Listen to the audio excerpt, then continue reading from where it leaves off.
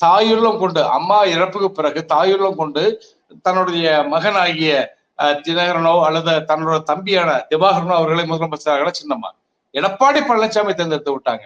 அப்ப தாயுள்ளம் கொண்டு தன்னுடைய பிள்ளைகளை அரவணைத்து ஒரு கூவத்தூர்ல அடைகாத்தது போல ஒரு கோழி ஒரு தன் குஞ்சு முட்டையில அடைகாத்து அன்னைக்கு எடப்பாடி பழனிசாமிய முதலமைச்சர் அறிவிச்சுட்டு போனாங்க. அதுதான் தாயுள்ளம். எடப்பாடி பழனிசாமி ஒரு பக்கா சுயநலவாதி.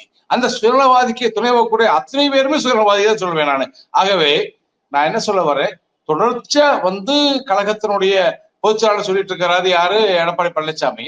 சரி, கழகத்தினுடைய பொதுச்செயலாளர் நீங்க சொல்றீங்க, ஏதாவது ஒரு வெற்றியை கொண்டு வாங்க, தொண்டரோட ஆதரவு கொண்டு வாங்க. எதுவுமே இல்லையே. எதுவுமே இல்லாம நீங்க நான் தான் முதலமைச்சர் வேட்பாளர், நான் தான் கழகத்தினுடைய பொதுச்செயலாளர் சொல்லிட்டு இருந்தா எப்படி தொண்டர்களோட ஆதரவு இல்லாம தான் 20% வாக்குகள் நாடாளுமன்றத்தில் எடுத்தாங்களா சார்?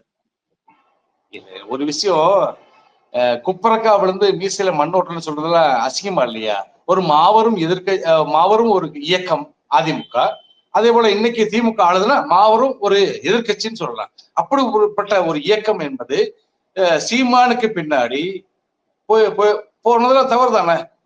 3வது இடத்துக்கு போனாங்களா?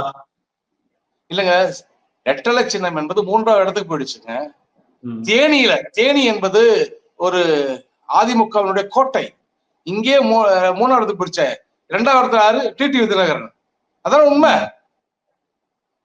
அப்ப அது எப்படி மாத்தி நாங்க சரியா வச்சிருக்கோம் எப்படி சொல்ல முடியும்?